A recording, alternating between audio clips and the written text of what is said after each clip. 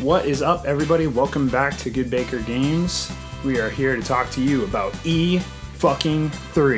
Are you ready, dude? Are you ready? I meant E3. Sorry, I with the E8 there and the E3, I just fuck them up sometimes. So this is going to be a little bit of a different episode. We're going to dive deep into the E3 hype cycle that is this weekend, kicking off with EA, I screwed you up. No, right off the starting gate. I screwed you up. Google Stadia had their press conference earlier today. We didn't really dive too deep into it, but they announced some pricing options, a few different third-party games.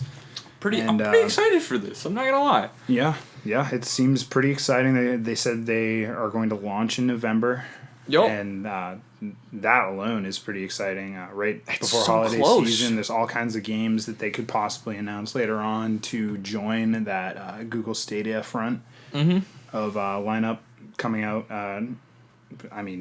Just October, you have Call of Duty. So I assume that they'll probably partner up with Google Stadia if they can nail that down. And I mean, realistically, this is cheaper than Netflix. Right. I don't know how much you saw for price point, but it's only supposed to be $9.99 per month. Holy cow! So it's literally cheaper than Netflix. They did say that they were going to roll out a free version that allows you to buy the games for $60 and play them on the Stadia device. Oh wow! But I'm not sure the details on that quite yet. Like I said, haven't dug too deep into that. But yeah, like I said, this is a little bit of a different episode. We're going to go one by one down through each of the press conferences, hopefully in the correct timeline, and maybe give you some inside look on what we hope for, give you an inside look on some things that they have said that they were going to bring to the show, some things that might be coming to the show, and we'll just go from there. We'll kind of throw things together. You're showing me so this is the third-party lineup for the Stadia then. Yep. So we got, obviously, Assassin's Creed Odyssey, Baldur's Gate 3, which was a leaked announcement. I'm not sure how credible that one might be, but let's see. We got Destiny 2, which was confirmed. The Division 2. I'm kind of surprised on that one. There's all kinds of games on here that we can reference to, but yeah, it seems like they have a pretty good third-party lineup. Oh, yeah. I'm pretty excited. They say Grid as well, and I'm really a big fan of the Grid games. So, yeah. So, without further ado, and without any further Google Stadia interruption, like you said, there's a small bit of information out there already that came out right before we got in here that you can go take a look at. But as far as the press conferences or quote-unquote E3 starting guns go, EA Play will be the first one to step up to the plate, and it's going to be unorthodox, to say the least. It's going to be a live stream that lasts both Saturday and Sunday. Yeah, that's interesting. And they're going to run through a lineup of games that they have outlined on their site, and not the least of which is going to be their new Star Wars Jedi Fallen Order from Respawn. So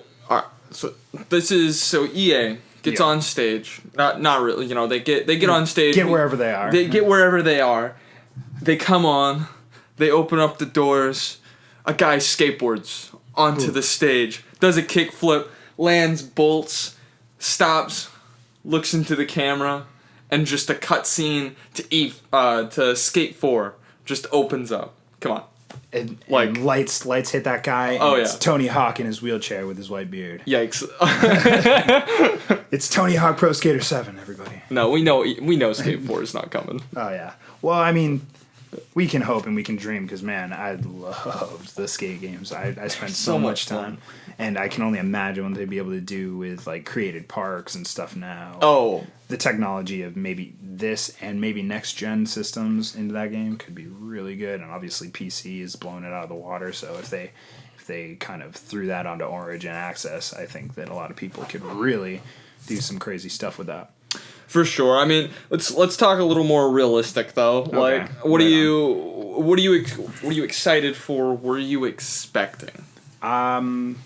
I know there's one down here that we're both kind of... It's hard to say because they kind of outlined it in a very strange way where they're just going to have this live stream that presents each game one after the other. Mm-hmm. But I'm curious as to whether they'll leave time in between announcements, maybe to surprise you with like a little bit of a guest that pops onto the live stream and just announces something really quickly. So one of those things that I think might be there is the new Dragon Age game. Yep. BioWare just threw out Anthem. I realized to some harsh criticism. They had a pretty rough launch. Game was fun, lacked depth, I think. Yep. And I think they're really trying to put the pieces together on that one. But yeah, I think Dragon Age might be a good little sneak peek thing to throw in there just to get people excited again about BioWare and BioWare games and the traditional BioWare that you think of when you think BioWare. Yeah, for sure. Dragon Age, definitely a fantastic series.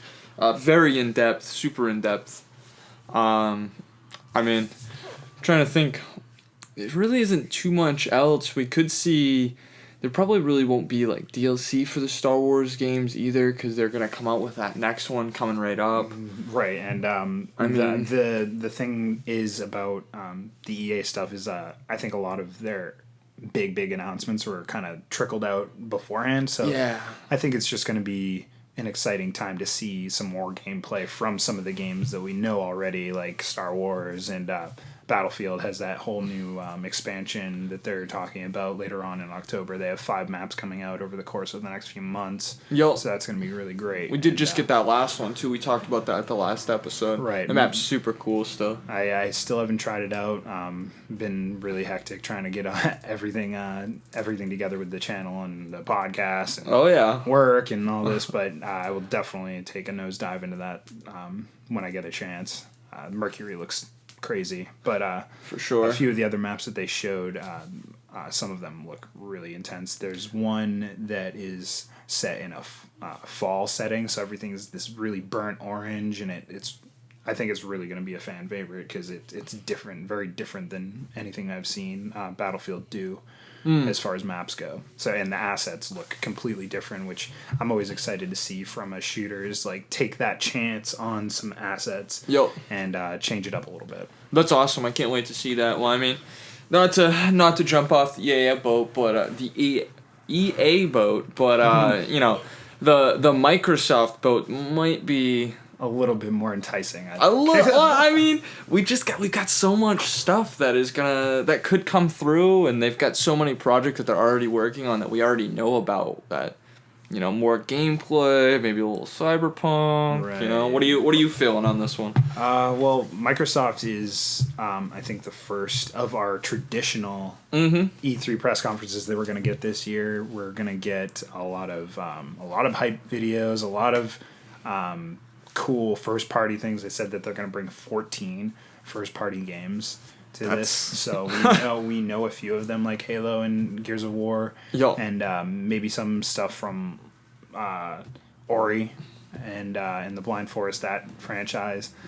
But I mean, there are so many unknowns for this that it makes this conference one of the more exciting ones to take a look at, and I think that they're really capitalizing on Sony not being there this year by being the big show. Oh man, I think they are going to try and steal that stage out from underneath Square Enix for sure.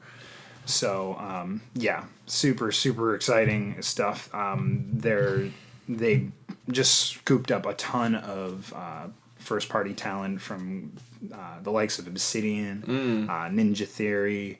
They already have Rare, who's been kind of nailing down Sea of Thieves, but maybe they have something new to show. I mean, Sea of Thieves is always getting updates and stuff like that too, so there's always more. They've made that game into something really special for the people of that community, and the people that enjoy that game, I think, really have finally a suite of content that can be really sinking their teeth into.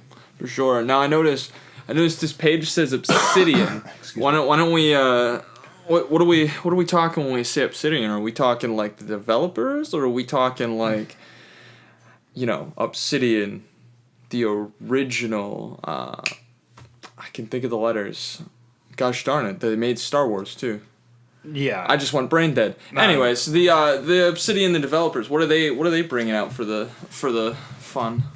They have in line to come out on all systems, not just Microsoft's Xbox. Oh, okay. Is the Outer Worlds, and Yeah. that's the kind of Fallout-esque, retro-inspired, post-apocalyptic space odyssey game that we took a look at one of the trailers before we came in here. It's really very similar to how Fallout's interface is, where you're kind of facing characters, and it's very RPG heavy, where you're doing quests and moving on to different planets. But they did say that it's going to be a more condensed and saturated experience than a Fallout game would be, which I actually am on board for, because Fallout is what it is. You know, it's a big open world with a lot in it.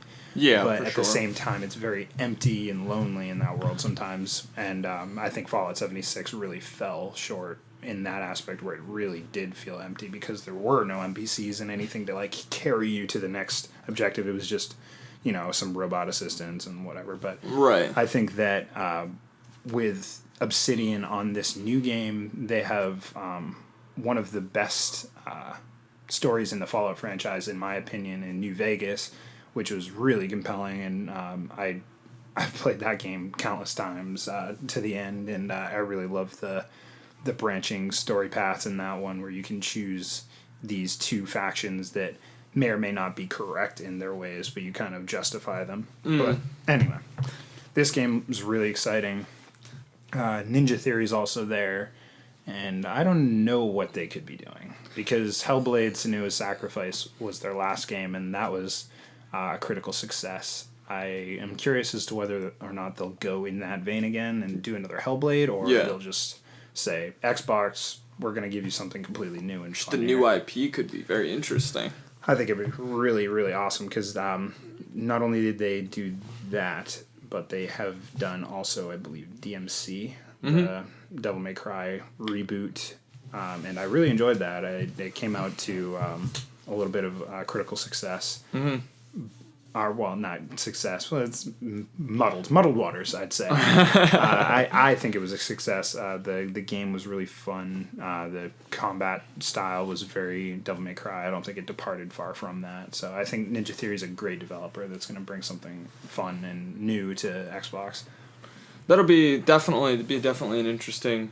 I mean, we've got so few developers on hand for the 14 games that we know will be coming to E3. I mean, even if every one of these developers pull something out, we've still got at least, like, I don't know, 8, maybe 7 or 8 games that we have absolutely no idea what they're doing. Could be new IPs, could be old IPs that they're just revamping, could be remakes, could be...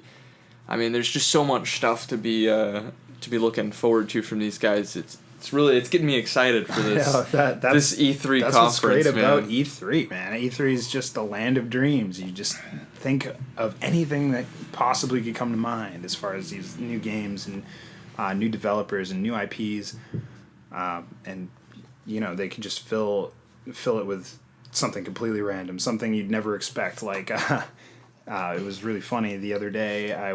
Or not the other day, I guess yesterday. The SpongeBob Battle for Bikini Bottom was announced. Yep. Rehydrated or whatever, the GBA game. They're remaking it into a platformer again for the new systems. Oh, really? Yeah, not the next gen systems, but you know, PS4, Xbox. So literally anything can happen at this point. So it's really exciting. But as for Microsoft, they're going to have a lot of surprises, and I hope that one of those is the new Cyberpunk details, because CD Projekt Red did say that they were going to be at E3 in some capacity. So the easy answer, I think, is Microsoft's stage. I mean, that would make sense. So I've talked to death about it in the last few episodes, how excited I am for that game. That's really going to be, if it does come out this year, one of my Game of the Year highlights for sure. But moving on, Bethesda is after Microsoft on that Sunday. Yep. And like I said, EA is going to be peppered in through there with some of their games, but I think that's just going to be background noise for everything else that's going on in the day, because especially what Microsoft was doing. But then, of course, we have Bethesda, who's going to be trying to recover from the stumble of Fallout 76. Yeah, that's going to be... What do you think about what they can possibly bring to the table here? Well, I mean, there's so many things that I feel like they had promised for us last year, and to try and recover from this year, I don't think they're going to go full force with their, Elder Scrolls or anything like that. It's confirmed that it's not going to be there. It's the same thing with the Starfield, confirmed it's not going to be there. Right. So where they don't have those two things, and I don't really know what else they could have Wolfenstein.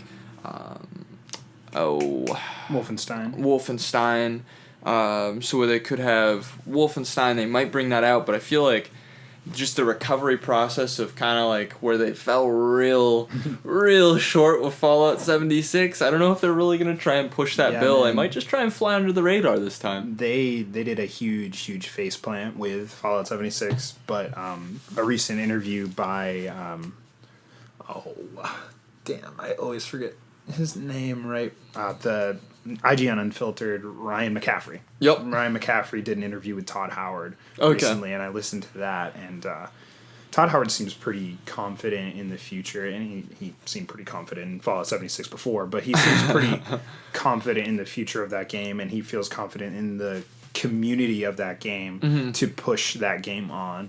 So hopefully that game can increase in value for those people that really want to invest their time into it, invest their love, and try to revive that, at least that piece of that franchise. Because I by no means think that Fallout as a franchise is dead. Oh, hell no. That is blasphemy. Launches on titles that they're especially that's such foreign territory for them on that title. I mean, it was crossplay. It wasn't crossplay. It wasn't crossplay. It was what's it called? MMO. Multiplayer. There we go, multiplayer. It was really their first dive into something of that nature, where it was so interactive with other people, and you had these PvP actions that you could take, but they weren't fully fleshed out, and things seemed rushed and unfinished. But Bethesda's not. They don't shy away from their mistakes, and they don't shy away from the fact that their games may be a little torn and tattered at the end, but what they're most concerned with is the contents of everything. Does the game have heart? And I think what a lot of people didn't really see in Fallout 76 was the heart of the Fallout series, which came in 4, 3, all that had really good heart, and you felt the developer in the game, whereas in 76 it was so empty, and it felt lacking in that way. Yeah, for sure. I definitely am.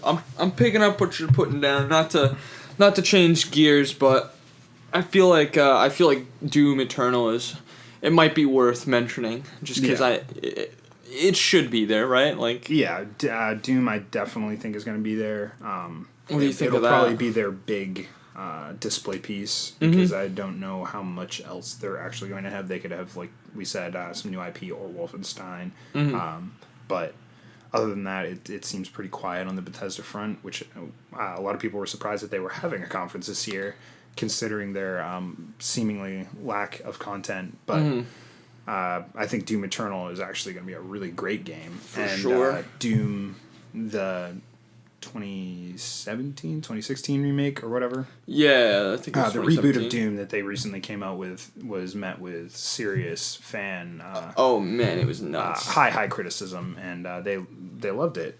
The game was brutal, and it reminded you of such a lost era of first person shooters. Yeah, and I think that they're kind of iterating on that in the best way, which is make it more brutal and make it even more badass, and really get your hands in on this. Like some of the things they've added is this hook shot ability where you can just drag enemies to you, or you can whip off of enemies, and it just looks like a hell of a time. And I still haven't tried the Doom remake, but I've seen gameplay from it and I've watched streams and people really seem to enjoy it. And I love that kind of a game. I played Wolfenstein, and which is very in the similar vein, but not as I think you're not as overtly OP as in Doom. In Doom, you kind of just chainsaw roll. where you're just fuck these guys, But I think that it'll be exciting to see more from Doom Eternal,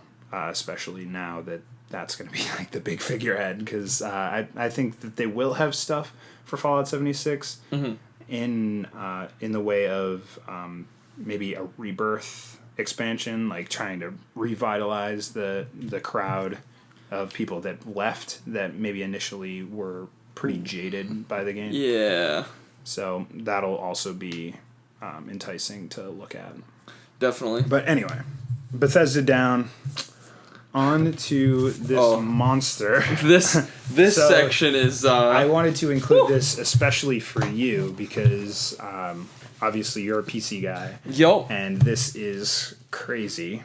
So if you want to help me out here, the PC Gaming Showcase, they have a few announcements that I wrote down on here. A lot that I didn't because there's so much. There's like so much. Chucklefish was one of the ones that I didn't put down.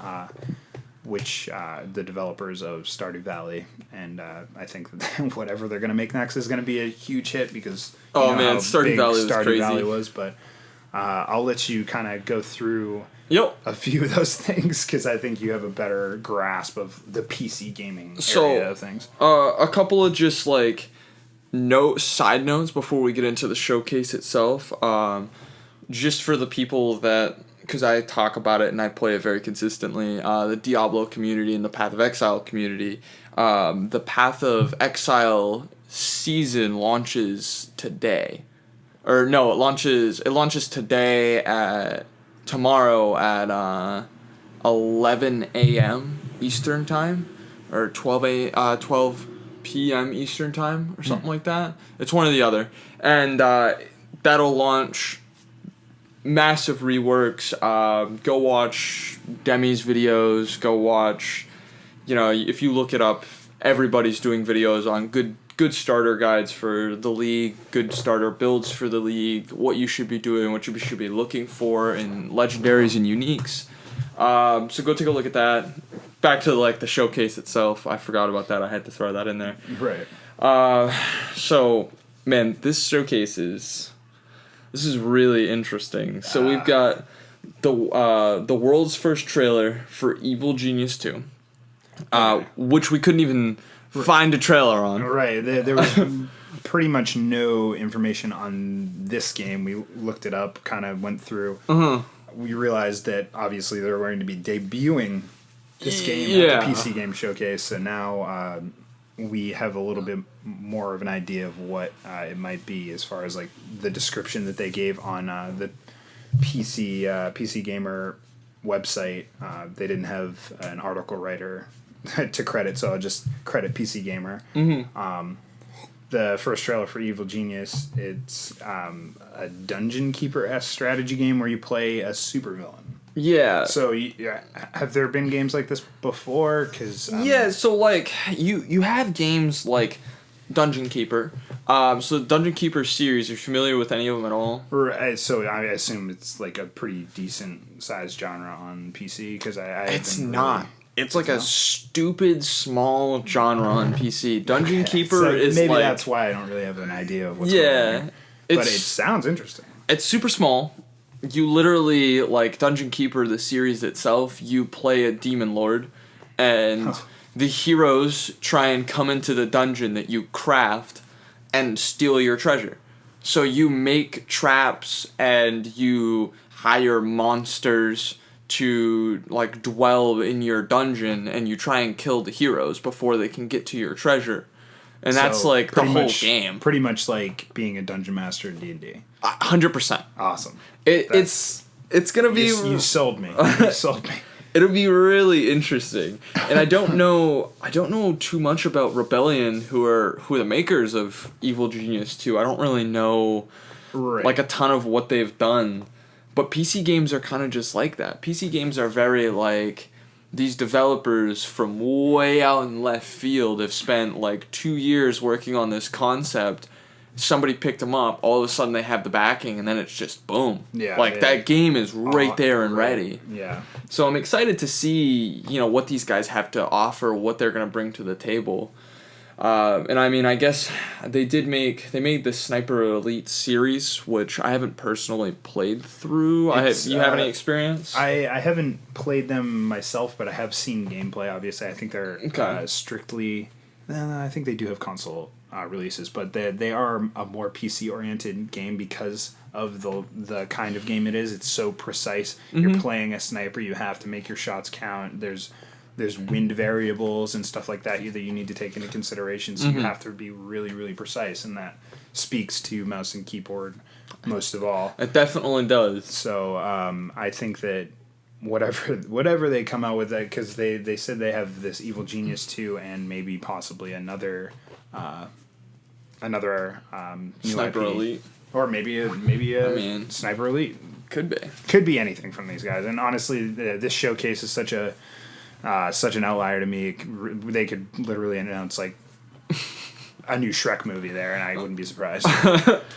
Well, speaking of announcing things that are absolutely off the wall and ridiculous, this game. So I noticed. Tell the people. you put in this game called Last Oasis, and I hadn't heard this game anything about it. Oh my god! This is what made me think man. PC Gaming Showcase might be a little bit more interesting to watch. Especially maybe this year, because I haven't really heard like anything crazy come from this. But tell us more about this game, because I literally am lost for words for this game. So it's a really interesting looking MMORPG that has crafting. You siege ships. These ships are like, they can be like flying, walking. They can be massive. They can be small.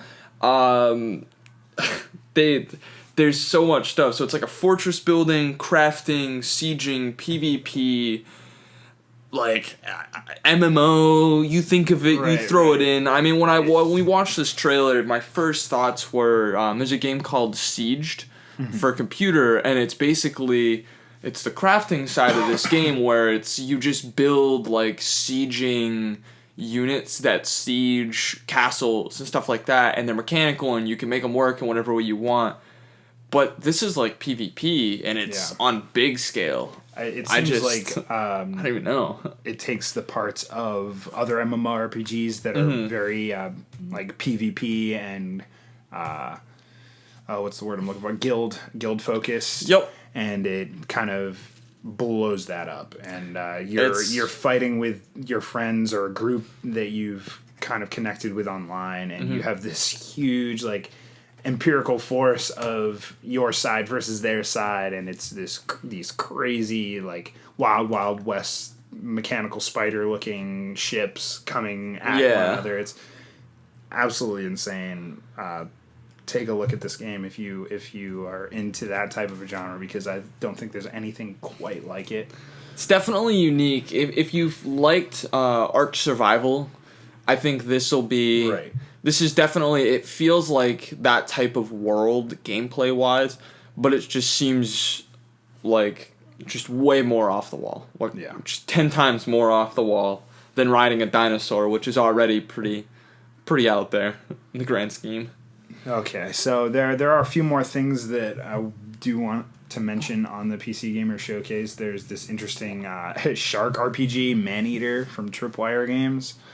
That looks weird, and it looks like something that I would totally be interested in playing on a PC. You know, it's surprisingly good graphics. Yeah, gorgeous game, and like anything that takes water and makes it look so water-like and like Caribbean, like really nice blue clear water is really aesthetically pleasing in my opinion.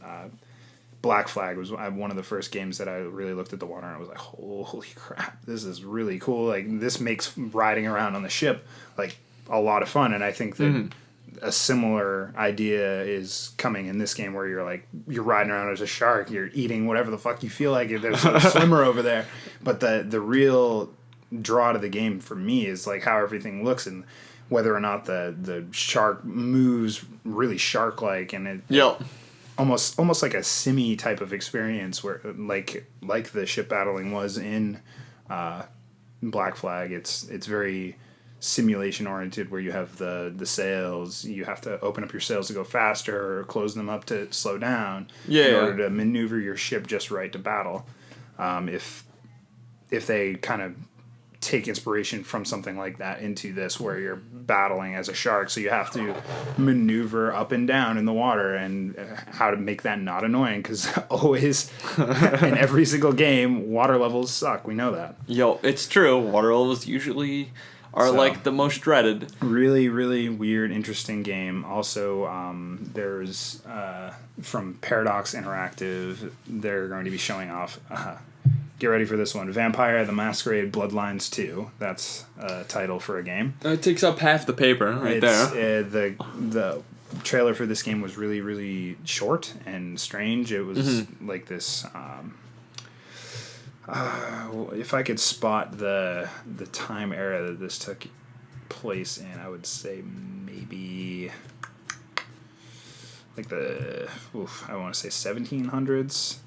Earlier or later? What do you... Maybe. I don't know. I didn't really take a really hard look at it, but, these vampire things always seem like they take place in, like, the 1700s, like, old time, colonial America and that time era. At least that's, like, the best feel, or, like, London in that era. It's strange. It's, like, a first-person looking experience where you have these strange vampirical powers, and also they showed a bit of maybe what might be cutscenes as these graphic novel looking like hack and slash panels. Really interesting art, but they also announced, or not, they're going to announce more on Age of Wonders, Planetfall. You seem to know a bit more about this one. Yeah, so this is like Age of Wonders, kind of Civilization-esque game, which I grew up playing Civilization and love the Sid Meier's series. Wonderful game series. Age of Wonders is very similar, except it focuses a little more on like the mystic idea behind, like, instead of Age of Wonders was you go through all the different areas. Age of Wonders is more of a, you kind of like, you go through different arcs of being able to fight with different types of units, but it also focuses on like a specific god that you choose, and it has like specific powers that can do different things. So instead of having a golden era, you have like a power up that you can use. So it'll be cool. I like the idea of new content for that type of gameplay. Really the only people that are gathering on that side is Stellaris is probably like the top notch right now for RTSs, even in general, if you will. It's between Stellaris and European Universalist. Those two are kind of like on the front. That's some PC ass shit right there. Yeah, no. So this is what we're talking about here. The PC gaming showcase. There was tons more on that PC Gamer article that I could have written down, but I think that we've spent plenty of time on the PC Gaming Showcase. Take a look at it, because I think it's really going to be... It's going to be interesting. Something interesting to kind of throw in there into the mix. Fill a little bit of that Sony void that I'm having trouble with. Crying myself to sleep at night, knowing that they're not going to be there. Hopefully they have a little state of play for me to soothe my... they'll have something. They'll have something. Anyway, moving on. Later on that Monday, I don't know if I had said that at the top of this. I definitely didn't. So it's a PC Gaming Showcase taking place Monday. I think at 1. Ubisoft's a little bit later on. Just in time for the cookout we'll have. Oh, yeah, just in time for the cookout. We'll be throwing that on at the same time. And that Ben doesn't know about yet. So Ubisoft is always a blast. It reminds me of the classic E3 press conferences, not sure. like the classic ones where they're in these like libraries speaking to like 13 people and they're like Ridge Racer. What's wrong with Ridge Racer? Absolutely nothing. Nothing. But Ubisoft is always a lot of fun to take a look at, and I think one of the biggest reasons last year that they were was that they had that big hullabaloo with I guess it was it last year. I thought that was last year? It might be last year that I'm thinking of now at this point. Shigeru Miyamoto came on and announced the Mario vs. Rabbids game, or Mario Rabbids Kingdom fucking fight, or whatever it was. That was a really weird concept. Like XCOM meets Mario. It's very, very strange, but it did well, and people loved it, and I think that calls for another collaboration, maybe not quite so in that vein, but maybe with another of their IP. But I understand the Rabbids fit so well into that cartoony art style that it's true. It's next is Animal simple, Crossing, which also brings the horrible realization that we might get Rabbids in Super Smash Brothers. That would suck. As one of the characters, I'd be so disappointed. Maybe anyway, it's a bonus character. Yeah, well, I mean, I think they announced 5, and one of them was Joker. He's already out, so there's 4 left. Yeah. And, man, would it be disappointing if Rabbids took up one of those spots. But no, they could announce more about Beyond Good and Evil 2. They could do more. Well, I think they're definitely going to do more on this one, the Watch Dogs Legion, which was leaked. Earlier, I think maybe yesterday, last night, or early this morning. I got a notification about it being leaked last night at like 2 a.m. because it woke me up. Oh, great. Yeah, so it was leaked at some point overnight. Ubisoft. Yeah. You fucks. Leaking your stuff in the middle of the night, you bastards. So, yeah, Watch Dogs Legion, an offshoot maybe of the Watch Dogs series. That'd be cool. It seems like usually when Ubisoft does these offshoots, I think that they try to maybe incorporate more of their multiplayer aspects, which could be interesting. Mechanically wise, it'll be interesting if they decide to do that. But also, I'd be interested to see if they do announce something for Watch Dogs, whether it comes out for this console or the next console, where we're pushing that bill. It depends on how much time they've really already put into this Watch Dogs. Interesting. Yeah, I wonder if they'll announce it and it'll just come out straight up this year. Well, I feel like that's what everybody's doing nowadays, man. I think especially now that Assassin's Creed is a non-annual franchise. Like they had the back-to-back Odyssey and I don't remember the other one. The Egypt one, Origins. Yeah, that's it. Origins and Odyssey were back to back, and they are taking a leap year this year. They won't have any Assassin's Creed other than like DLC or whatever for Odyssey. Yeah, I think that they have plenty of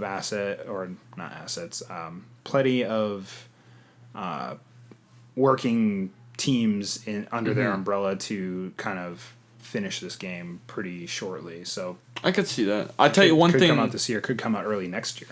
One thing they're not going to bring to the table. What's that? And a single tear has run down my cheek. I swear. Skull and Bones. It's confirmed. Yeah. It won't be at E3. I forgot that they had announced that they weren't going to show it until I started reading some of the articles that I had up this morning. And yeah, man, it's a bummer. That sucked. I was so looking forward to this idea behind it. I just expecting them to come out and just blow my ass away with this. Yeah. But well, your ass is going to have to stay firmly where it is, my man, because Skull and Bones is not this year. Maybe they're retooling it for a re-reveal next year. Let's hope it's not a dead project. Yeah, I hope it's not dead. Usually Ubisoft is pretty good about keeping their projects alive.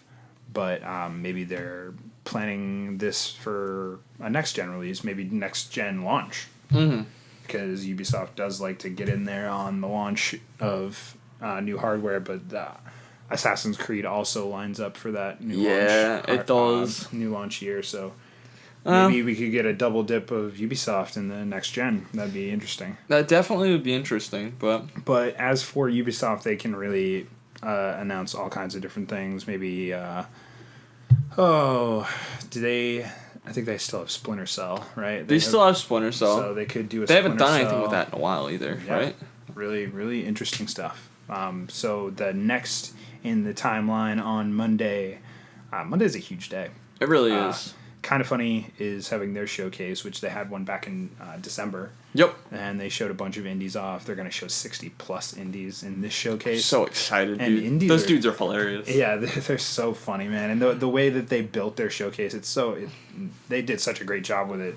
Just knowing where they came from to where they are now, they were just like us, talking to a microphone in a spare bedroom at one point, and hopefully we can eventually announce 60 plus indie games. That'd be nuts. Oh man, but that's hard to see in the future. But anyway, for sure.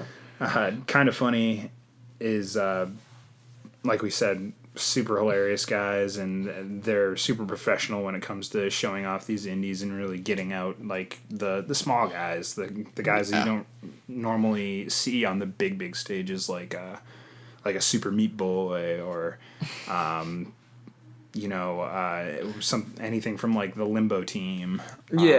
There's so many different indie developers that deserve a lot more credit than they get, and this is a fantastic opportunity for them to get that more showtime to help them get picked up by a bigger company or even become a bigger company themselves. So right, yeah. Super excited. They're really climbing the ladder fast, it seems like. And if you ever this actually harkens to their party mode video that they put up each week. Andy does a great job on editing them, but they always really highlight a cool little indie game that's maybe on the Switch or on the Xbox store, like just something that's so hidden in the back shelf of everything. Or it could be anything from that to like they've played old school Master Chief Collection and shot around on Arena for a while with some rocket launchers.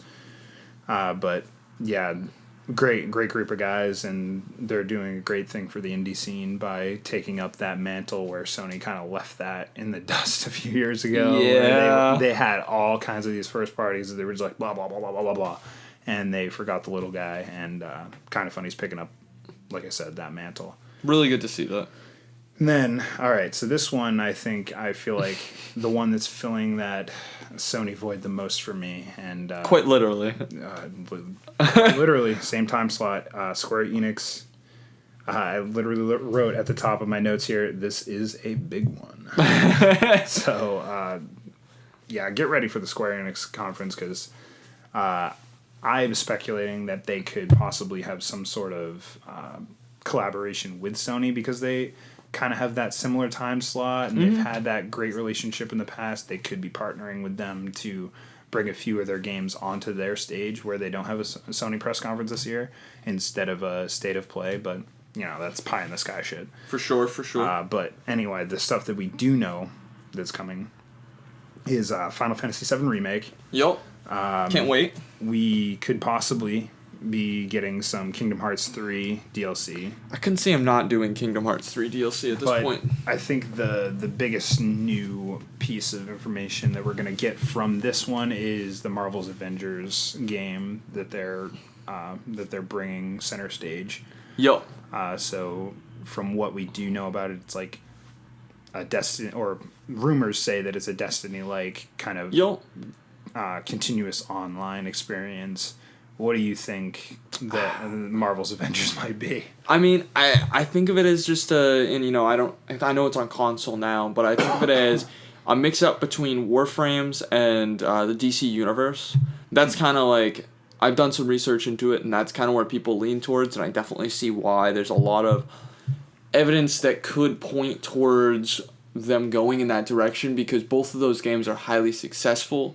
So why wouldn't you just mix two highly successful games into your own IP strategy-wise and then just create your own content with those ideas in mind? It just seems like it would be a really successful push for them. Yeah, and I think that both of those games mechanically fit. Oh, yeah. Like a superhero-esque idea of a game. So it would be kind of in line to see something in that vein from them. But it could be it could be something crazy. way out there. It could be a strategy game. It could be any fucking Street Fighter. For it to have mainstream success, all you have to do is put Marvel's Avengers on it, and I think that people are gonna pick it up no matter what it is. Pretty much. Square Enix, they could have. Excuse me. Still working over that cold a little bit. Yeah, it's all good. Talking this much is killing me, but we're almost there. We're almost to the end. Almost. So. Square Enix has a lot of stuff that they could bring to the table. Not the least of which is there have been tiny little specks of Reddit rumors out there that they could be bringing the next iteration of Final Fantasy to the table. Final Fantasy 16, the next story in that long series of games. That is a long series. It's gonna be really good though. We'll see what Square Enix has to pull for us from their vault of ideas. But Nintendo is on Tuesday morning. They're the last of the conferences, and obviously one of the biggest, and again, like Ubisoft, one of the most fun, and really I think now a trendsetter in the way of getting their information out there, where it's so clean, so concise in the Nintendo Directs. And they're definitely, man, there's so little notes on this because all of this stuff that they have to bring to the table is just so like out of it this year. Like I just can't wait for all this this crazy Pokemon sleep and this. Yeah. There's just so much weird shit that we're gonna get this year. It's gonna be nuts. The long-awaited sequel or reboot or whatever they have for Animal Crossing is rumored to be there. I think that they're going to spend a little bit more time on Pokemon. They had a direct yesterday. They had a Pokemon Direct where they announced more information on Pokemon Sword and Shield. And like I said, we'll have our man Paul on here when they do finally start really opening the floodgates to that game, because he's a genius when it comes to that. He'll talk your ear off real quick with that one. Just real quick, the playable games that they're going to have at the show are this is Link's Awakening. So The Legend of Zelda's Link's Awakening, Luigi's Mansion 3, Marvel Ultimate Alliance 3, Black Order, and Pokemon will all be playable on the show floor, which is, I think, a pretty great suite of games. They're going to have a lot of space taken up. Yeah, man. That's a lot. I assume that they'll have Smash playable there, and they'll have Splatoon like they usually do, all those key core franchises they have. But another little speculation that I think I keep seeing thrown out there by a lot of people is the Metroid series coming back in either the Metroid Prime Trilogy collection or actual Metroid Prime 4 information. That would be Metroid Prime 4 would be, I think it's definitely something that's in the future. I just don't know if it's going to be this soon. I feel like it's pretty quick for it to happen, but I mean, sometimes, man, they just pull every punch that they have, and then they just work hard and get them out. Fire your cannon full of great games. And I mean, they've already got so many. Let it fucking rain. Let's go. Absolute craziness, I think.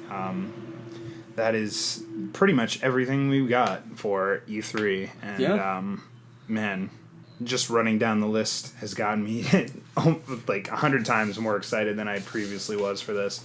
I just wanted to real quick, I mentioned at the top that I sourced some PC Gamer stuff. I also sourced at Tech Radar Nick Pino, and I also sourced GameSpot Chris Pereira, Eddie Makush, and Oscar Deus.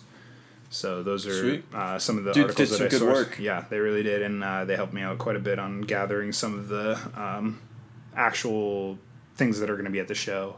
And we kind of took our own speculations, a few of theirs, and really, I think we pulled it together there in the end. So this was our E3 predictions and explanations and hype episode. How do you think it went, man? I think it's pretty good. I think we're getting a little better. We might need to have a couple people subscribe to kind of like, you know, keep pushing that YouTube channel going. Also, we got what do we got, a Bean Pod? No. Yeah, Bean Pod. That's what we're doing now. Is that? Yeah. So we're up on beanpod.com now as a download, so you can go there. You can also listen to it live, or not live, on the website as well, on our newsfeed. For the newsfeed itself, if you look up GoodeBaker Games, you'll find. You don't have to download it. You can just listen to it. Yeah. The downloading is strictly for like listening offline and listening on the go and places you wouldn't actually, we don't want you to use your data on us. You know, we're just small guys. We're thankful for any listen that we get. But yeah, check out our YouTube channel. Give us a like, a subscribe. Yup. Like hammer the shit out of that notification bell if you would, please. And we'll catch you next time. I'll also have all those links in the description this week. Getting better at this YouTube thing. Thanks, everybody. Peace. Peace.